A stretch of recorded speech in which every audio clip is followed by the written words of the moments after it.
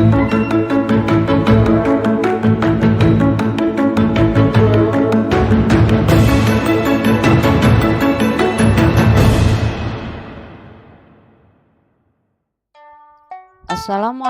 warahmatullahi wabarakatuh.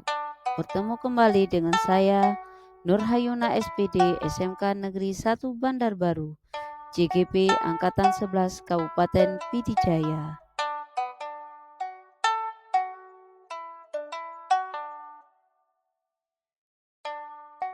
Budaya positif adalah nilai-nilai, keyakinan-keyakinan, dan kebiasaan-kebiasaan di sekolah yang berpihak pada murid, agar murid berkembang menjadi pribadi yang kritis, penuh hormat, dan bertanggung jawab.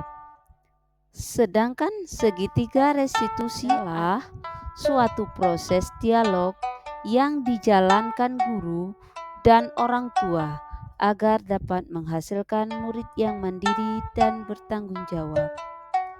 Adapun tahapan segitiga restitusi yang pertama, menstabilkan identitas, dilakukan berdasarkan prinsip membuat kesalahan adalah bagian dari proses pembelajaran, dan menggeserkan identitas gagal ke identitas sukses. Yang kedua, validasi tindakan yang salah berdasarkan prinsip bahwa setiap perilaku berupaya memenuhi suatu kebutuhan tertentu. Kedua, guru akan menggeser dari pemikiran stimulus respon menjadi proaktif dan mengenali dan mengakui kebutuhan murid akan memperbaiki hubungan dengan murid. Yang ketiga adalah menanyakan keyakinan. Peserta didik akan diberikan pertanyaan-pertanyaan bermakna yang memunculkan motivasi secara intrinsik. Yang kedua, motivasi intrinsik adalah motif-motif yang menjadi aktif atau berfungsinya sehingga tidak perlu rangsangan dari luar, karena dari dalam diri individu sudah ada dorongan untuk melakukan sesuatu dan mampu mengaitkan keyakinan dengan tindakan yang salah. Nah, sekarang mari kita lihat penerapan segitiga restitusi pada kasus 1, di mana Kesha adalah siswa kelas 2 jurusan Desain Permodelan dan Informasi Bangunan. Saat proses pembelajaran berlangsung, sering sekali ia keluar masuk kelas dan terlihat sibuk dengan hal-hal yang tidak ada hubungannya dengan pembelajaran. Guru di kelas, Bu Yuna, mulai memperhatikan perilaku Kesha yang mengganggu jalannya pembelajaran. Setelah jam pelajaran berakhir, Bu Yuna menghampiri Kesha untuk berpesan bahwa setelah jam istirahat tolong jumpai Bu Yuna di ruangannya. Maka setelah jam istirahat langsung Kesha menuju ruang Bu Yuna. Waalaikumsalam. Masuk Kesha. Duduk. Gimana kabarmu hari ini Kesha? Alhamdulillah sehat Bu. Sehat. Senang hari ini? Kurang senang. Kira-kira tahu Kesha kenapa Kesha Ibu panggil ke sini? Ibu mungkin karena Kesha sering kelas karena ditanya sama Ibu. Bu maaf ya Kesha salah melanggar peraturan kelas. Kesha, Ibu panggil Kesha ke sini bukan mencari siapa yang benar dan siapa yang salah. Kita ketahui semua kita pernah melakukan kesalahan, termasuk Ibu sendiri.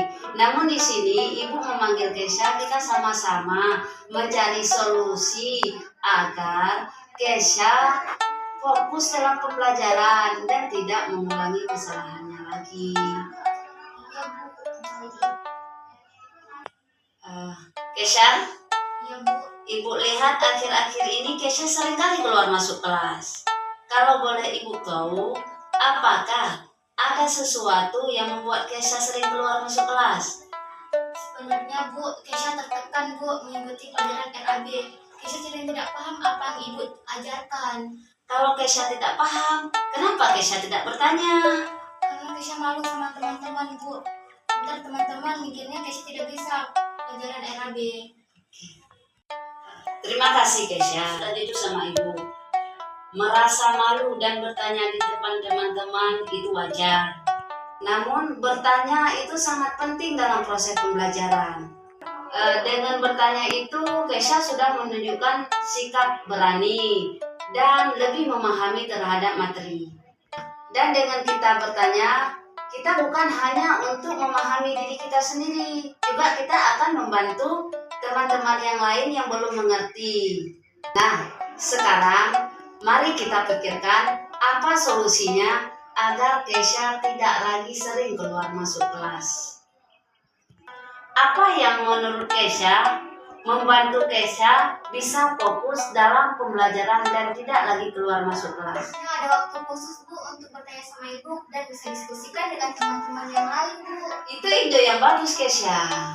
Jadi insya Allah Ibu akan menyediakan waktu khusus untuk Kesha bertanya, dan nanti dalam proses pembelajaran di kelas Ibu akan membuat kelompok kecil dalam materi RAB agar Kesha bisa berdiskusi dengan teman-teman. Dan Ibu yakin Kesha pasti aktif dan ikut berpartisipasi di dalam kelas. Dan juga Kesha jangan malu-malu jika ada yang kurang paham. Silakan Kesha bertanya dengan Ibu, dengan teman-teman. Terima kasih, Bu, atas sarannya. Kesha akan mencoba lebih baik lagi, Bu. Nah, Kesha masih ingat nggak tentang keyakinan kelas yang pernah kita buat dulu? Masih, Bu. Peraturan yang kita buat kemarin tidak boleh keluar masuk tanpa izin dulu. Sekali Kesha.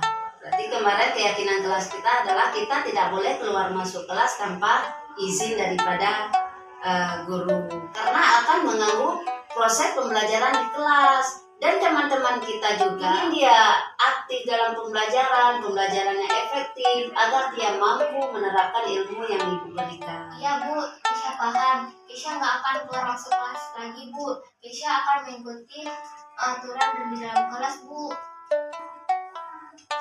Bagus sekali Kesha. Jadi sekarang mari kita fokuskan untuk proses pembelajaran RAB kita. Dan Kesha jangan ragu untuk bertanya kapan saja sama Ibu jika ada kesulitan, dan boleh juga bertanya sama teman-teman. Terima kasih, Bu. Kesha lebih serius lagi untuk mengikuti pelajaran. Ntar kalau Kesha tidak mengerti, Kesha akan tanya sama Ibu. Ini adalah tanggapan Kesha yang merupakan murid 2 DPIB yang telah diselesaikan kasus oleh Bu Yuna. Assalamualaikum warahmatullahi wabarakatuh. Saya atas nama Kesha Olafrah, saya dari kelas 11 DPIB. Terima kasih banyak atas perhatian dan bimbingan Ibu. Saya benar-benar menghargai kesabaran dan empati Ibu saat mendengarkan kesulitan saya dengan pelajaran dan suasana di dalam kelas. Dengan solusi yang Ibu berikan seperti bimbingan tambahan dan usaha untuk membuat kelas lebih nyaman, saya merasa lebih didukung dan termotivasi untuk berusaha lebih baik. Sekali lagi terima kasih Bu Yuna atas dukungan dan kepercayaan Ibu. Saya akan berusaha lebih aktif dan membantu menciptakan lingkungan kelas yang mendukung untuk kita semua. Terima kasih semua. Assalamualaikum warahmatullahi wabarakatuh. Kita lanjutkan dengan kasus yang kedua. Tepatnya pada hari Rabu, Bu Yuna bertugas sebagai guru piket. Saat jam istirahat, ia melihat seorang siswa bernama Uzir membuang sampah sembarangan di halaman sekolah. Bu Yuna lalu memanggil Uzir dan berbicara dengannya untuk menyelesaikan masalah kasus. Ada waktu sebentar Ibu berbicara? Ada, Bu. Ibu di sini ya. Ya, Bu, maaf. Tadi saya tidak sengaja, Bu. Terima kasih Uci, paham. Mungkin kamu terburu-buru, tapi coba kita pikirkan di sini. Apa dampak kalau kita buang sampah sendiri? Kita buang sampah sembarangan. Sekolah jadi kotor. Dan kawan-kawan saya juga ikut buang sampah.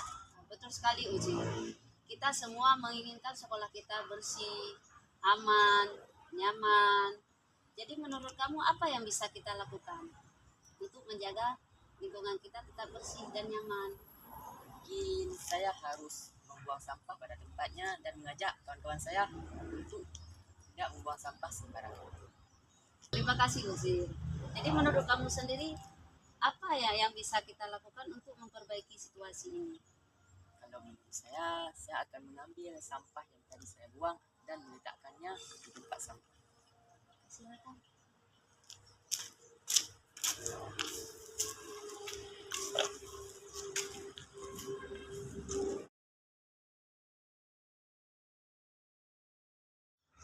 Terima kasih Bu Yuna atas bimbingan dan nasihat Ibu pada hari Rabu kemarin. Saya sangat menghargai cara Ibu yang sabar dan penuh empati yang menjaga lingkungan sekolah. Berkat bimbingan Ibu, saya berjanji agar menjadi contoh yang baik bagi kawan-kawan saya untuk menjaga kebersihan lingkungan. Terima kasih Bu Yuna.